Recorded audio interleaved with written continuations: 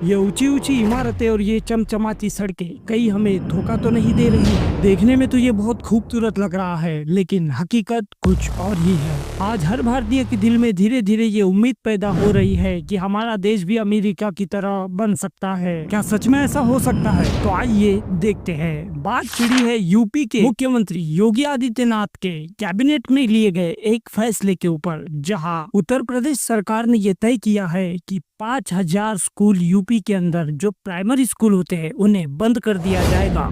UP में करीब 1,32,000 primary schools हैं, जिनमें 967 स्कूलों में शिक्षक ही नहीं है, यानी कि बस स्कूल है, शिक्षक नहीं है। और ऊपर से यूपी गवर्नमेंट का ये फैसला लेना कि 5000 स्कूलों को बंद कर दिया जाएगा, इसके बजाय कि 967 स्कूल जहाँ शिक्षक नहीं है वहाँ शिक्षक की आपूर्ति कराने के बजाय 5000 स्कूलों को बंद करने का फैसला किया गया। और सरकार की तरफ से कारण बताया गया स्कूलों की जर्जर व्यवस्था और शिक्षा स्तर में कमी।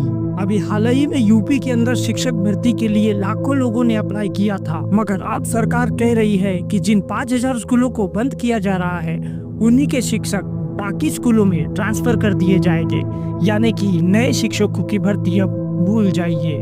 इसी के विरोध में शिक्षण संस्थान के काफी लोगों ने विरोध भी किया। अगर इसी चीज को इस तरह अनदेखा कर दिया गया तो आप यकीन मानिए कि प्राइमरी स्कूल में अमीरों के बच्चे तो नहीं पढ़ते हैं, लेकिन अगर गरीब शिक्षा से दूर हो गया तो भारत बहुत जल्द बर्बादी की कगार पर आ जाएगा। क्योंकि मिडिल क्लास और अपर क्लास तो अपने बच्चों को किसी तरह शिक्षा दे देंगे, लेकिन देश की लगभग आधी आबादी शिक्षा से वंचित रह जाएगी। इसका उदाहरण कुछ इस तरह से समझिए कि साल 2011 में एक सर्वे किया गया था जिसमें लगभग 73% भारतीय शिक्षित थे, और आज लगभग 13 साल बाद यह आंकड़ा सिर्फ 7% बढ़ा है, यानी कि 80%। क्या भारत में लोगों का पढ़ने का मन नहीं कर रहा, या फिर पेरेंट्स बच्चों को पढ़ाना नहीं चाहते हैं, या फिर सरकार एजुकेशन सिस्टम को मुश्किल करती जा रही है, जिसकी वजह से गरीब बच्चे शिक्षा से वंचित हो रहे हैं? अगर देखा जाए तो भारत में 100 में से लगभग 77 लोग लिख पढ़ सकते हैं। तो क्या महज लिख लेने और पढ़ लेने वाले व्यक्ति को ही शिक्षित मान लिया जाए? तो फिर अमेरिका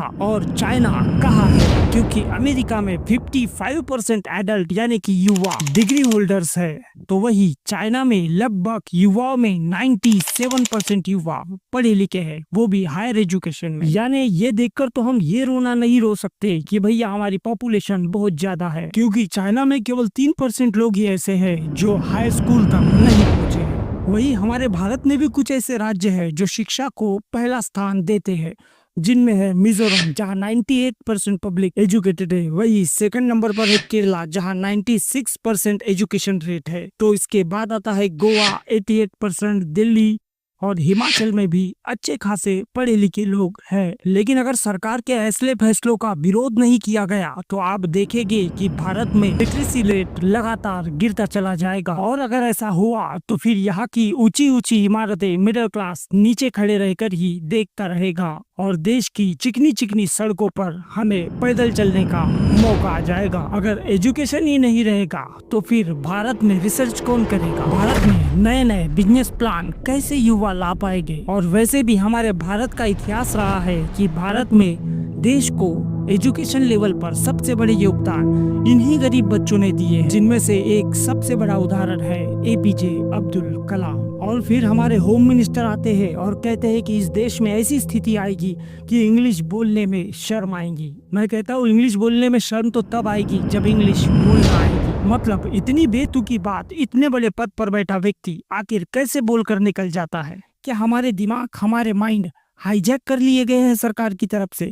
क्या हमारी सोचने और समझने की शक्ति कम हो गई है? अगर नहीं तो फिर 10 रुपए सिलेंडर पर बढ़ जाने पर देश का चक्का जाम करने वाली जनता आज बड़े बड़े मुद्दों पर खामोश क्यों है? अपने देश को बर्बादी से बचाना ये जिम्मेदारी हर भारतीय की है। इसलिए सरकार को डरा कर रखिए, क्योंकि सरकार डरेगी तभी काम करेगी। जय हिंद। सब्सक्राइब।